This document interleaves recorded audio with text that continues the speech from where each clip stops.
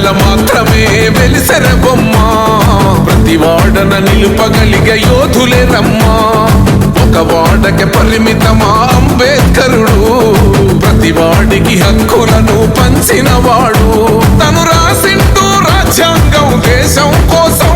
తను చేసిండు పోరాటం అందరి కోసం తను రాసిండు రాజ్యాంగం దేశం కోసం తను చేసిండు పోరాటం అందరి కోసం చీకటిని తరిమేసి వెలుగైనాడు జై భీమ్ జనగుండె నినాదం అందరం ఒకటై గెలవాలి సమాజం జై భీమ్ ఒక యుద్ధ